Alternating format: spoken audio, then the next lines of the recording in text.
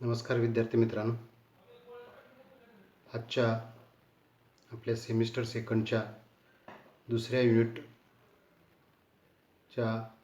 नेतृत्व लीडरशिप यामधील नेतृत्वाचं महत्त्व, इम्पॉर्टन्स ऑफ लीडरशिप या व्याख्यानामध्ये मी तुमचं स्वागत करतो. नेतृत्व म्हणजे लोकांना प्रभावित करून जे आपली उद्दिष्ट गाठायचे आहेत त्याकरिता त्या लोकांना प्रवृत्त करायचं क्षमता असं आपण म्हणू शकतो. किंवा आपण पाहतो की धार्मिक क्षेत्रात, व्यावसायिक क्षेत्रात, सामाजिक क्षेत्रात, अगदी राजकीय क्षेत्रात सुद्धा अशा सर्व क्षेत्रामध्ये ज्या ठिकाणी मनुष्यांचा समूह असतो, ग्रुप असतो, त्या ठिकाणी नेतृत्वाची गरज असते. व्यवसाय क्षेत्रामध्ये तर नेतृत्वाला अनन्यसाधारण विशेष महत्त्व असलेले आपल्याला पाहायला मिळतं. नेतृत्व कसं आहे त्याच्यावरतीच तो व्यवसाय, त्याची संघटना, तिचं यश, तिचा विकास, विस्तार या सगळ्या गोष्टी अवलंबून असतात. जर कमकुवत स्वरूपाचं नेतृत्व असेल तर व्यवसाय, संघटना अडचणीत येऊ शकतात. प्रसिद्ध व्यवस्थापन तज्ज्ञ, ज्यांना आधुनिक व्यवस्थापनाचे जनक असं म्हणतात, ते पीटर ड्रकर यांच्या मते व्यवसाय संस्थेच्या यशासाठी कुशल नेतृत्व अत्यावश्यक आहे. नेतृत्व का महत्त्वाचं आहे या भागाचा आपण अभ्यास करीत असताना पीटर ड्रकरसारखा विचारवंत काय म्हणतो, तर तुम्हाला संस्थेला यश मिळवायचं असेल, व्यवसायाला यश मिळवायचं असेल तर कुशल नेतृत्वाची आवश्यकता आहे. परंतु व्यावसायिक नेतृत्व हा व्यवसाय संस्थेचा सर्वाधिक दुर्मिळ स्तोत्र आहे. म्हणजे प्रत्येक व्यवसाय संस्थेला कुशल व्यावसायिक स्वरूपाचं चांगलं नेतृत्व लाभेलच असं नाही. जसं काही गोष्टी दुर्मिळ आहेत, मौल्यवान आहेत, तसं यशस्वी नेतृत्व, कुशल नेतृत्व ही गोष्टसुद्धा दुर्मिळ आहे असं पीटर ड्रकर म्हणतात.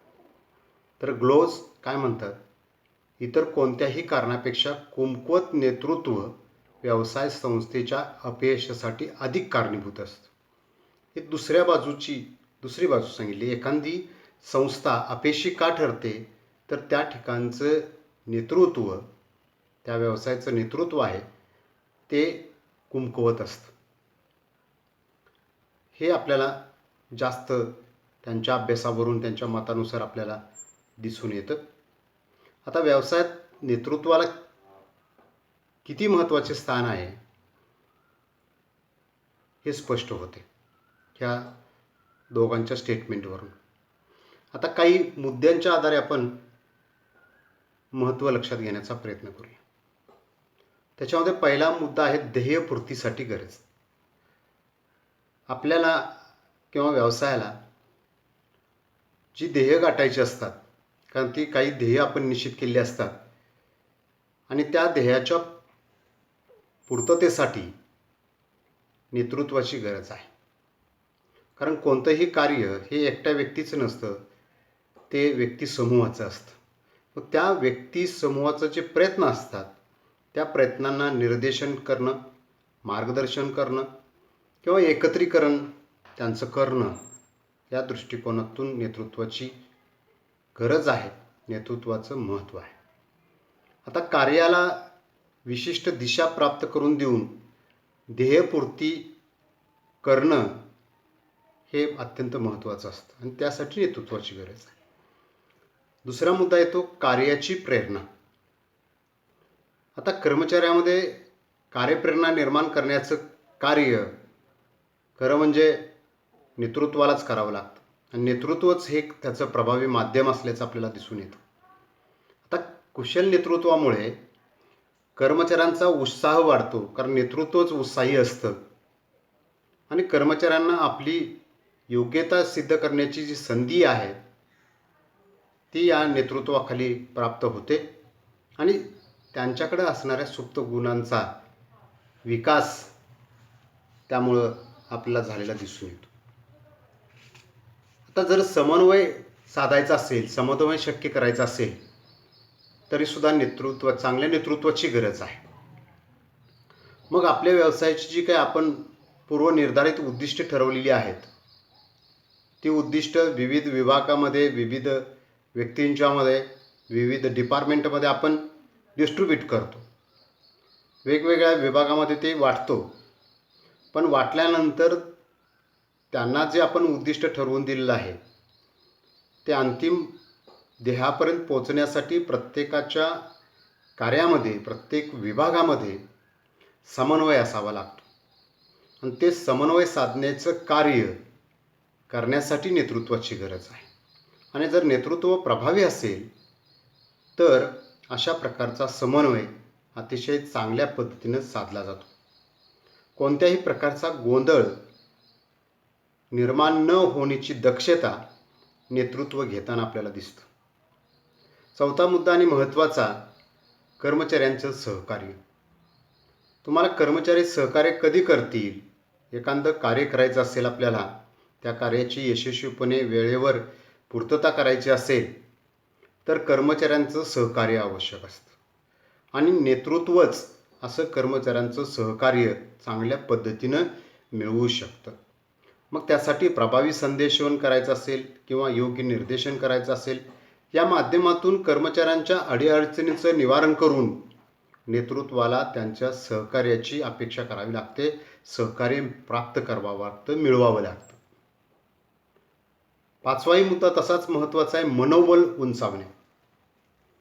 मनोबल ही गोष्ट आहे ना विद्यार्थी मित्रांनो, आज तुमची सुद्धा मानसिकता, मनोबल, मनाची शक्ती जर तुमची स्ट्रॉंग असेल, जास्त असेल, तर छोट्या मोठ्या कोणत्याही अडचणीला किंवा एखाद्या मोठ्या संकटाला सुद्धा आपण धाडसानं, प्रयत्नानं आणि मनाच्या कणखरतेमुळं, मनोबलामुळं आपण त्याला यशस्वीपणे सामोरं जाऊ शकतो. त्या अडीअडचणी दूर करू शकतो. ते संकट आपलं बाजूला काढू शकतो, ढकलू शकतो. तर कर्मचाऱ्याची कार्यक्षमता उच्च पातळीवर ठेवायची असेल तर त्यासाठी मनोबलाची उच्च प्रतीचं मनोबल पाहिजे, स्ट्रॉंग मनोबल पाहिजे, हाय लेवलचं मनोबल पाहिजे. आता ह्या हाय लेवलच्या मनोबलामुळे काय होतं तर उत्पादकता वाढते, परिणामकारकता वाढते आणि कार्यक्षमतासुद्धा वाढते. आणि व्यवसायाला एक चांगल्या प्रकारची स्थिरता प्राप्त होते. आणि कुशल नेतृत्वच हे कर्मचाऱ्यांचं मनोबल वाढवू शकतं व्यवसायामध्ये. त्यामुळं नेतृत्वाला महत्त्व द्यावं लागतं. आता हा एक अतिशय महत्त्वाचा मुद्दा आहे, आत्मविश्वासाची निर्मिती. आत्मविश्वास कसा असतो? तो रबरासारखा असतो. रबर जास्त प्रमाणापेक्षा ताणलं तर ते तुटतं आणि आहे तसंच ठेवलं तर ते लूज पडलं तर त्याचा काहीच उपयोग होत नाही. विशिष्ट प्रमाणात तुम्हाला ते ताणावं लागतं. तसा आत्मविश्वास आहे. आत्मविश्वास हा कमी असून चालत नाही आणि over confidence, under confidence, over confidence होत चालत नाही. तर प्रॉपर कॉन्फिडन्स पाहिजे.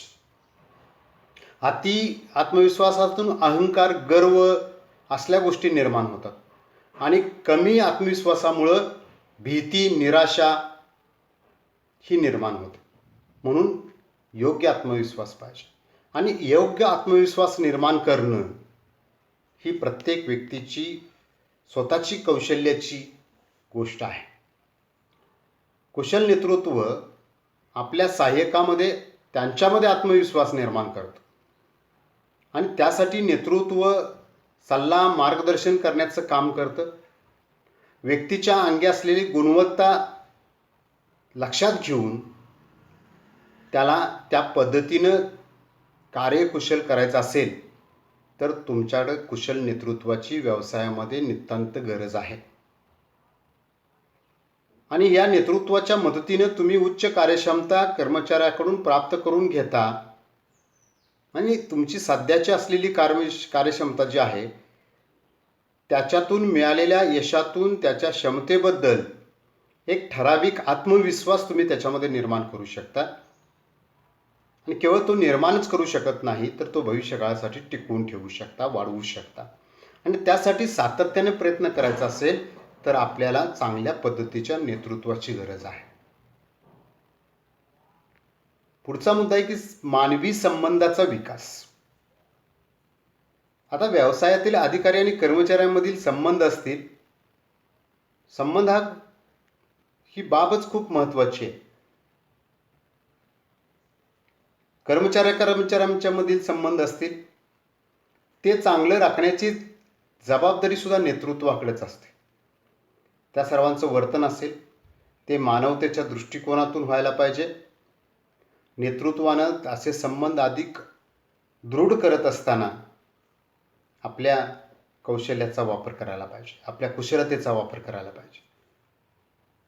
आणि याच्यामध्येच त्या नेतृत्वाची खरी कसोटी असलेली आपल्याला पाहायला मिळते. कारण संबंध निर्माण करणं, ते टिकवणं आणि वाढवणं ही काही एका दिवसाची, एका मिनिटाची गोष्ट नाही. याच्यासाठी बराच कालावधी लागतो. संबंध तोडणं एका सेकंदाचं काम आहे, एका मिनिटाचं काम आहे, एका क्षणाचं काम आहे. पण ते निर्माण करण्यासाठी आणि तशा प्रकारचा आत्मविश्वास त्याच्यामध्ये आपल्याबद्दल निर्माण होण्यासाठी आपल्याला बऱ्याच गोष्टी कराव्या लागतात. त्या प्रत्येक व्यक्तीला समजावून घ्यावं लागतं. आपण काही आहोत याचं प्रकटीकरण त्याच्याकडे व्हावं लागतं. त्याच्या क्षमतेचा आपल्याला, आपल्या क्षमतेचा त्याला अंदाज यायला पाहिजे. म्हणजे संबंध निर्माण करणं, ते टिकवणं आणि वाढवणं ही साधी सोपी गोष्ट नाही. ही दीर्घकालीन प्रक्रिया आहे आणि ती कुशल आणि यशस्वी नेतृत्वाच्या माध्यमातूनच आपल्याला साध्य करता येऊ शकते. आता पुढचा मुद्दा येतोय अधिकाराचे साधन. आता योग्य नेतृत्व गुणामुळे नेतृत्व आपले अधिकार योग्य रीतीनं वापरत असलेलं आपल्याला पाहायला मिळतं. त्यामध्येच त्याची खरी कुशलता असलेली आपल्याला दिसून येते. आता नेतृत्वामुळं अधिकाराचा प्रभावी वापर करणं त्याला शक्य होतं आणि त्या माध्यमातून तो, त्या अधिकाराद्वारे तो आपल्या सहाय्यकांना, आपल्या हाताखाली लोकांना, सहकाऱ्यांना योग्य सूचना आणि मार्गदर्शन करू शकतो. त्यामुळे ते एक अधिकाराचं साधन आहे नेतृत्व. नेतृत्व मिळालं म्हणजे त्याचे काही अधिकार तुम्हाला मिळाले, अर्थात जबाबदारी सुद्धा तेवढीच आली. कारण जेवढे अधिकार असतात तंतोतंत तेवढीच जबाबदारी आपल्याला द्यावी लागते. सामाजिक जबाबदारीची पूर्तता असा पुढचा मुद्दा आहे. आता कुशल नेतृत्व व्यवसाय कार्याची पूर्तता सामाजिक जबाबदारीच्या माध्यमातून पूर्ण करीत असतं. ही सामाजिक जबाबदारी म्हणजे काय असतं, तर कर्मचाऱ्यांचं उच्च जीवनमान प्राप्त करून देणं, कर्मचाऱ्याला, व्यवसायाला उच्च उत्पादकता, उत्पन्न मिळवून देणं, सरकारला कर रूपानं महसूल निर्माण करून देणं, उत्पन्न करून देणं, ग्राहकाला वाजवी किमतीमध्ये दर्जेदार वस्तू पुरवणं, किंवा गुंतवणूकदाराला त्याच्या गुंतवणुकीवरती योग्य मोबदला मिळवून देणं आणि समाजासाठी सोयी सुविधा पुरवणं. आता याच्यामध्ये तुम्ही बघितलं ना, कर्मचारी प्रत्यक्षात काम करत असतो, त्याचं जीवनमान सुधारलं पाहिजे, त्याचं स्टँडर्ड ऑफ लिव्हिंग हाय झालं पाहिजे, त्याचं जे काही राहणीमान आहे ते सुधारलं पाहिजे, व्यवसायाला त्याची उत्पादकता वाढली पाहिजे, उत्पन्न मिळालं पाहिजे, इन्कम, सरकारला टॅक्स मिळाला पाहिजे, ग्राहकाला वाजवी किमतीत दर्जेदार वस्तू मिळाली पाहिजे, गुंतवणूकदारांनी त्याच्यात गुंतवणूक केली असते त्याला निदान बँक रेटपेक्षा काही पर्सेंटेज जास्त दरानं मोबदला मिळाला पाहिजे, लाभांश किंवा डिव्हिडंड, व्याज आपण म्हणतो, आणि समाजासाठी सुखसोयी उपलब्ध झाल्या पाहिजेत. आता या सर्वासाठी प्रभावी आणि आकर्षक नेतृत्वाचीच गरज आहे. या सगळ्या घटकांचं समाधान करायचं असेल, की ज्याला आपण सामाजिक जबाबदारी म्हणतो थोडक्यात, म्हणजे ही सामाजिक जबाबदारी जर पूर्ण करायची असेल तर चांगल्या आणि कुशल नेतृत्वाचीच या ठिकाणी आवश्यकता आहे. आणि त्यामुळे प्रत्येक व्यवसायाला सामाजिक जबाबदारी चांगल्या पद्धतीने पार पाडायची असेल तर चांगल्या पद्धतीचं नेतृत्व निर्माण करायला पाहिजे. आणि शेवटचा मुद्दा आहे तो अनुरूप बदल. आर्थिक, सामाजिक, सांस्कृतिक असेल, तांत्रिक, कायदेविषयक असेल आणि इतर सर्व बदल हे सतत घडत असतात. आर्थिक क्षेत्रात उलाढाली होत असतात. आता तर कोरोनामुळे जवळजवळ मी आज वाचलं की 97% लोकांचं उत्पन्न कमी झालेलं आहे. 97%. मग 3% ते गर्भश्रीमंतच आहेत. सामाजिक सामाजिक परिस्थिती आता खूप ढासळलेली आहे. सामाजिक अंतर आपण आज पाळायचं आहे. अनेक गोष्टी आहेत. सांस्कृतिक तर बराचसा भाग सांस्कृतिकचा बंद पडलेला आहे. ज्यांचे रोजगार त्याच्यावरती अवलंबून होते त्यांचं पोटपाणी थांबलेलं आहे. तांत्रिक, मात्र तांत्रिक सुधारणेचा वेग काही कमी येत नाही. तो सातत्यानं वाढतच राहतो. आणि मग अशा कोरोनासारख्या आणि अशा काही परिस्थिती निर्माण झाल्या तर मग सरकारला वेगवेगळे कायदे, पूर्वी अस्तित्वात नसणाऱ्या सुद्धा गोष्टी निर्माण कराव्या लागतात. आणि मग जगामधली इतर असंख्य स्वरूपाचे बदल असतात. त्या सर्व बदलांना चांगल्या पद्धतीने सामोरं जायचं असेल, व्यवसायावर होणारा त्याचा अनिष्ट परिणाम थांबवायचा असेल किंवा चांगल्या बदलांचा चांगल्या पद्धतीनं विनियोग करून घ्यायचा असेल, उपयोग करून घ्यायचा असेल, तर आपल्याला नेतृत्वाला महत्त्व द्यायला पाहिजे. आता व्यवसायात त्याप्रमाणे अनुरूप बदल जे आहेत त्या नेतृत्व करू शकतं. नेतृत्वाची ती क्षमता असते. म्हणून कुशल नेतृत्व व्यवसायात अनुरूप बदल यशस्वीपणे घडून आणू शकतं असं आपण शेवटी म्हणू शकतो. विद्यार्थी मित्रांनो, कोणतंही क्षेत्र असू दे, मग ते व्यवसाय असू दे, आपलं कुटुंब असू दे, समाजामधला भाग असू दे, ग्रामपंचायतीचा सरपंच असू दे किंवा नगरपालिकेचा महापौर असू दे किंवा राज्याचा एखादा मुख्यमंत्री असू दे, देशाचा पंतप्रधान असू दे किंवा राष्ट्रपती असू देत, कोणत्याही देशाचं, प्रत्येक व्यक्तीकडं ह्या ज्या मुख्य पदावरती व्यक्ती बसलेल्या असतात, व्यवसायाचा मुख्य व्यवस्थापक असू दे, CEO असू दे, बँकेचा मॅनेजर असू दे, कोणत्याही ठिकाणचा जो प्रमुख व्यक्ती असतो त्याच्या हाताखाली किमान 1, 2, 4 लोक असतात. त्याला नेतृत्व करता आलं पाहिजे. त्या लोकांचं सांभाळ चांगल्या पद्धतीने करता आला पाहिजे आणि हा सांभाळ करत असताना त्यांचं जीवनमान सुधारणं आणि व्यवसायाला उत्पन्न मिळणं हे तरी त्यातून कमीत कमी साध्य झालं पाहिजे. तर विद्यार्थी मित्रांनो, तुमच्यामध्ये सुद्धा नेतृत्वाची जी काय भावना आहे, जो काय गुण आहे, तो विकसित होण्याच्या दृष्टिकोनातून आपण अशा काही मुद्द्यांचा विचार करायला पाहिजे. आपलं ध्येय काय, आपल्याला काय साध्य करायचं आहे, आपल्याला कार्यप्रेरणा कोणत्या स्वरूपातून मिळू शकते, आपल्याला कोणत्या प्रकारचं कोऑर्डिनेशन साधलं पाहिजे, आपल्याला कोणाकोणाचं सहकार्य घेतलं पाहिजे, आपलं मनोबल कसं उंचावलं पाहिजे, आपल्यामध्ये आत्मविश्वास कसा दृढ केला पाहिजे, तसा भक्कम केला पाहिजे आणि जगाबरोबरचे संबंध आहेत, व्यक्तींच्या बरोबर असणारे संबंध आहेत, ते कसे चांगल्या पद्धतीने ठेवले पाहिजेत, वाढवले पाहिजेत, दृढ केले पाहिजेत. आपण नेतृत्व करतोय म्हणजे आपल्याला काहीतरी अधिकार मिळाले, मग त्या अधिकाराचा कशाही पद्धतीने वापर करायचा हे बरोबर नाही. ते एक साधन आहे, टूल आहे, तर टूल म्हणूनच त्याचा वापर करायला पाहिजे.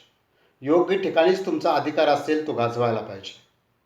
आणि हे सगळं करत असताना समाजाचे विविध घटक आहेत, त्या घटकांच्या प्रती असणारी जबाबदारी आपल्याला पार पाडली. आता ही जबाबदारी काय पार पाडायची, तर समाजानं तुम्हाला काहीतरी दिलेलं असतं, तुमच्या व्यवसायाला सरकारने दिलेलं असतं, प्रत्येक गुंतवणूकदारांनी दिलेलं असतं, प्रत्येक घटकांनी दिलेलं असतं. त्याची परतफेड तुम्हाला करणं आवश्यक असतं. म्हणून सामाजिक जबाबदारी पार पाडायची. आणि परिस्थितीप्रमाणे जे बदल होत आहेत ते आपल्या व्यवसायाला अनुरूप असणारे, सुसंगत असणारे बदल हे तुम्ही ॲक्सेप्ट करायचे आहेत. आणि हे सगळं चांगल्या पद्धतीने करायचं असेल तर तुम्हाला तुमच्यामध्ये नेतृत्वाचे गुण, कौशल्य हे विकसित करायला पाहिजे.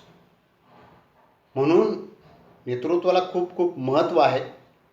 ते आपण महत्त्व दिलंच पाहिजे. यशस्वी लोक का होतात, त्याच्या पाठीमागची प्रेरणा काय असते, त्याच्या पाठीमागचं कष्ट काय असतात, हे विद्यार्थी मित्रांनो आपण जाणून घेण्याचा प्रयत्न केला पाहिजे. तर आज हे लेक्चर आपण अतिशय चांगल्या पद्धतीने ऐकलं. नेतृत्वाबद्दल एखादा छोटासा व्हिडिओ आपल्याला पाहायला मिळतोय का, बघूया.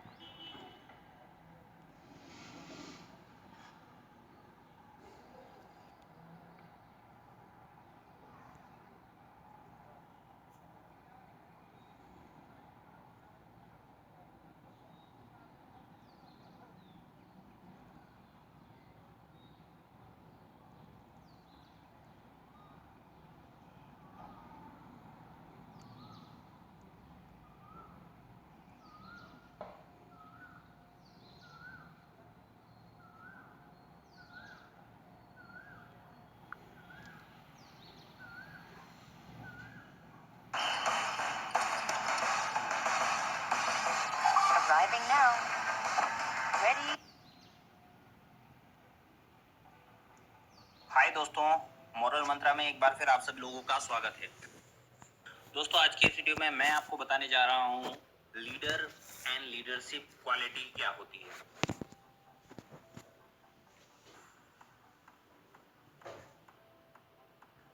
आज हम किसी भी फील्ड में चले जाएं, हर फील्ड में डिमांड है एक अच्छे लीडर की, एक ग्रेट लीडर की, क्योंकि फॉलो करने के लिए फॉलोअर्स बहुत सारे मिल जाते हैं, पर एक अच्छा लीडर मिलना बहुत मुश्किल होता है। इसलिए एक आदमी को लीडर बनना बहुत जरूरी है। अगर आप लीडर हैं तो आपको बहुत सारे लोग फॉलो करेंगे और आप अपनी ऊंचाइयों को आसानी से छू पाएंगे।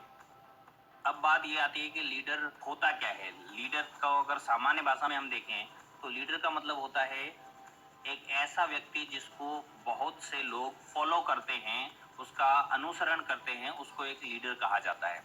विकिपीडिया के अनुसार जो डेफिनेशन है लीडर की वो है a leader is one who influence और लीड अदर्स। एक लीडर वह होता है जो दूसरों को इन्फ्लुएंस करे, मतलब उनकी सोच परिवर्तित कर दे और उनको लीड करे, उसी को लीडर कहते हैं। दोस्तों, लीडर बनने के लिए एक व्यक्ति के अंदर कुछ खास क्वालिटी होना जरूरी है, तभी जाकर वो एक अच्छा लीडर बन सकता है। वो लीडर बनने के लिए कौन कौन सी क्वालिटियां होना चाहिए वो मैं आपको बता रहा हूँ। वैसे तो एक लीडर के अंदर कई सारी क्वालिटियां होती है, लेकिन मुझे लगता है कि इनमें से सबसे खास कुछ क्वालिटियां हैं जो हर लीडर के अंदर होना जरूरी है। इनमें से 6 क्वालिटियां मैं आपके साथ शेयर कर रहा हूँ। वो 6 क्वालिटियां लीडर के फुल फॉर्म से ही निकल के आती हैं। लीडर का फुल फॉर्म में LEADER आता है। अगर इसी वर्ड को हम डिस्क्राइब करें तो लीडर की सारी क्वालिटियां हमारे सामने आ जाएगी। तो हम पहला शुरू करते हैं L फॉर होता है लीड बाय एग्जाम्पल, मतलब जो व्यक्ति लीड करता है उदाहरणों के थ्रू, अपने आप को दिखाकर लीड करना एक सही लीडर का, एक अच्छे लीडर का काम होता है।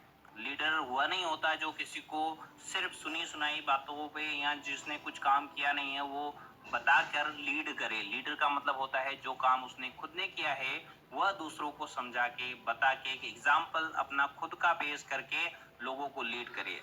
अगर मुझे किसी चीज का अनुभव नहीं है और मैं लीडर बन गया, मुझे कुछ लोग फॉलो करना शुरू कर दिए, तो शायद मैं उनको अच्छा लीड नहीं कर पाऊंगा, अच्छा गाइड नहीं कर पाऊंगा, क्योंकि मुझे उस चीज का अनुभव नहीं है। तो इसलिए एक अच्छे लीडर के अंदर ये क्वालिटी हमेशा होनी चाहिए कि वह लीड बाय एग्जाम्पल बनकर काम करे, जो काम किसी से करवा रहा है या किसी को बता रहा है वह खुद उसने पहले किया है और अपना खुद का एग्जाम्पल देके वो किसी को बता रहा है, तब जाके वो एक अच्छा लीडर होता है। एक उदाहरण के लिए अगर हम मान लें कि क्रिकेट टीम है। Before Newbrew, I used to suffer with procrastination. Work would feel like such an effort. I knew exactly what I needed to do, but somehow I struggled to do it. I would get distracted by unimportant things or a new net.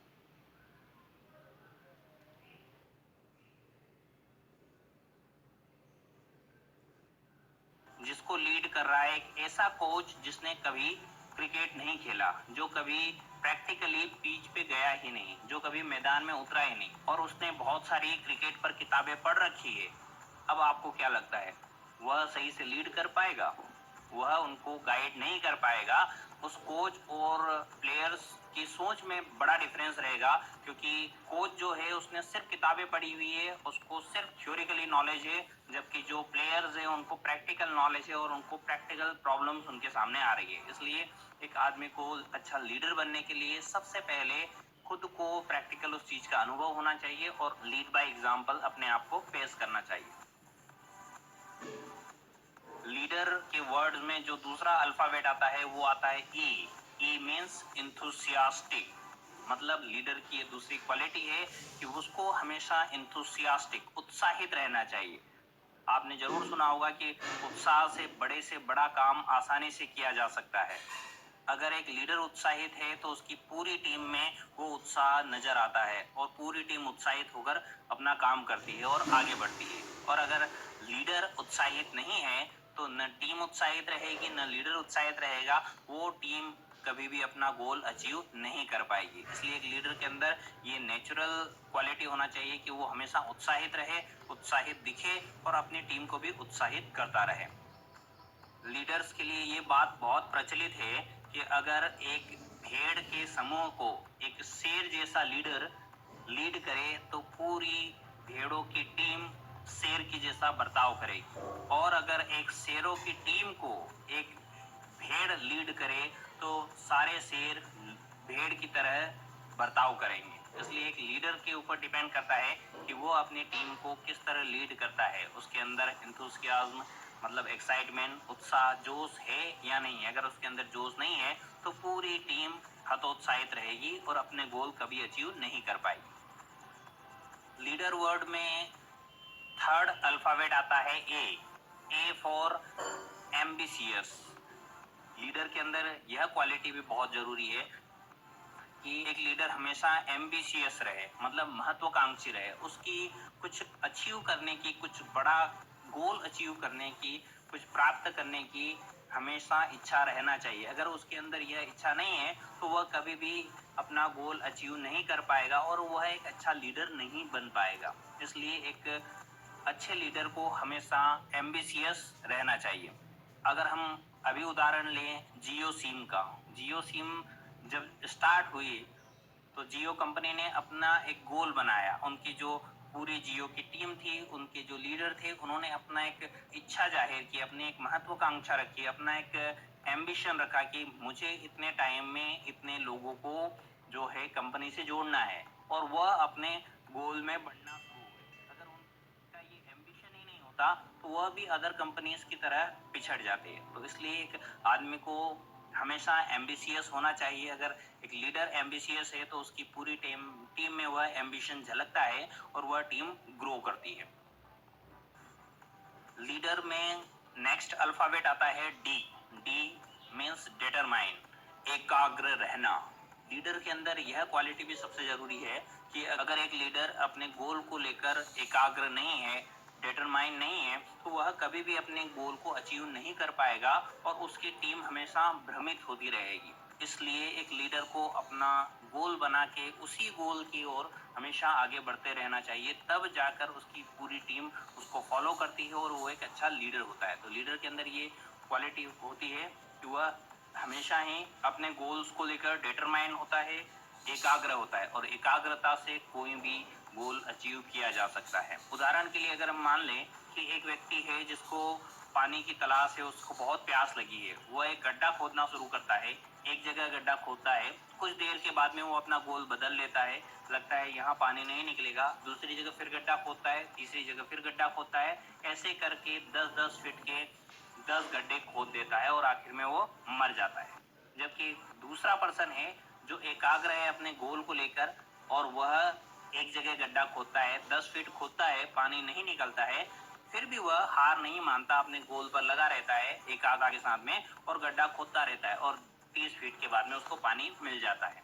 अब वास्तव में देखा जाए तो किसने ज़्यादा मेहनत की? जिसने 10 गड्ढे 10-10 फीट के खोदे, मतलब उसने 100 फीट गड्ढे खोदे, जबकि दूसरा जो अपने गोल को लेकर डिटरमाइंड था, एकाग्रता के साथ में काम कर रहा था, उसने 10-10 मिला के 30 फीट गड्ढा खोदकर अपना गोल मतलब पानी प्राप्त कर लिया। तो इस तरह हमेशा एक लीडर के अंदर ये क्वालिटी होना चाहिए कि वह बार बार अपने गोल ना बदले, अपना ध्यान ना भटकाए, उसको एकाग्र एक जगह ध्यान रख कर अपना काम करना चाहिए। लीडर के अंदर नेक्स्ट अल्फाबेट जो आता है वो आता है ई से मुझे लगता है इनकरेज अदर्स। गुड लीडर्स के अंदर ये क्वालिटी होती है कि वह हमेशा दूसरों को, अपने टीम मेंबर्स को इनकरेज करते रहते हैं, प्रोत्साहित करते रहते हैं, जिससे उनका काम बड़ा आसान हो जाता है। क्योंकि एक अच्छे लीडर के अंदर ये क्वालिटी हमेशा होती है कि अगर अपनी टीम से काम करवाना है तो अपनी टीम को जोश से भरपूर रखना पड़ेगा, अपनी टीम को उत्साहित रखना पड़ेगा, और उत्साह से कोई भी काम अचीव किया जा सकता है। तो इसलिए एक अच्छे लीडर के अंदर ये क्वालिटी होती है कि वो हमेशा अपनी टीम को जो है उत्साहित रखता है, हमेशा इनकरेज करता रहता है अपने गोल को अचीव करने के लिए। क्योंकि टीम मेंबर्स ने अगर अपने अपने गोल अचीव कर लिए तो लीडर का गोल ऑटोमेटिकली अचीव हो जाता है। इसलिए एक लीडर के अंदर ये क्वालिटी होती है कि वह हमेशा अपने टीम को इनकरेज करता रहता है। लीडर्स में लास्ट जो वर्ड आता है वो आता है आर।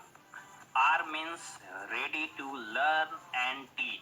हमेशा सीखने और सिखाने के लिए तैयार रहना। लीडर के अंदर यह क्वालिटी उसको एक ग्रेट लीडर में कन्वर्ट कर देती है। एक ग्रेट लीडर हमेशा रेडी रहता है कुछ नई चीजें सीखने को और लोगों को उन्हीं चीजों को सिखाने को। एक अच्छे लीडर को पता होता है कि परिवर्तन प्रकृति का नियम है, और परिवर्तन के साथ साथ नई नई चीजें सीखना जरूरी है, नए नए आइडिया लेना जरूरी है, नए नए तरीके अपनाना जरूरी है, तभी जाकर एक अच्छी बड़ी सफलता प्राप्त की जा सकती है। इसलिए एक ग्रेट लीडर हमेशा नई चीजें सीखता रहता है, by the video, by the books K through सीखता रहता है, बाय स्टोरीज, कुछ स्टोरीज के थ्रू नई चीजें सीखता रहता है, बाय प्रैक्टिकल एक्सपीरियंस, अपने जो प्रैक्टिकल अनुभव है उनके थ्रू सीखता रहता है, और वही चीजें जो है अपने टीम को सिखाता रहता है। इससे वो अपने टीम में अच्छे लीडर्स क्रिएट कर पाता है, और जो लीडर अपनी टीम में अच्छे लीडर्स क्रिएट कर लेता है, अपने जैसे लीडर्स क्रिएट कर देता है, वह एक ग्रेट लीडर बन जाता है और उसके बहुत सारे फॉलोअर तैयार हो जाते हैं। इसलिए एक ग्रेट लीडर में यह 6 क्वालिटी होना जरूरी है। पहली जो मैंने आपको बताई, L for lead by example, हमेशा अपने आप का एग्जाम्पल पेश करके खुद काम करके वो काम किसी को बताना। दूसरा, इंथुसियास्टिक, हमेशा एक अच्छे ग्रेट लीडर उत्साहित रहता है, वह कभी भी निराश नहीं रहता है। थर्ड, एम्बिशियस, एक ग्रेट लीडर के हमेशा कुछ एम्बिशन होते हैं, वह महत्वाकांक्षी होता है, उसको कुछ पाने की इच्छा हमेशा होती है। फोर्थ, डिटरमाइंड, हमेशा है लीडर के अंदर एकाग्रता होना जरूरी है, तभी वो एक अच्छा लीडर बन पाएगा। फिफ्थ, इनकरेज अदर्स, लोगों को इनकरेज करना, अपनी टीम को प्रोत्साहित करना। और last, ready to learn and teach, एक लीडर हमेशा तैयार रहता है सीखने और सिखाने के लिए। उम्मीद है दोस्तों ये वीडियो आपको पसंद आया होगा। पसंद आया तो लाइक जरूर, कमेंट करके अपने विचार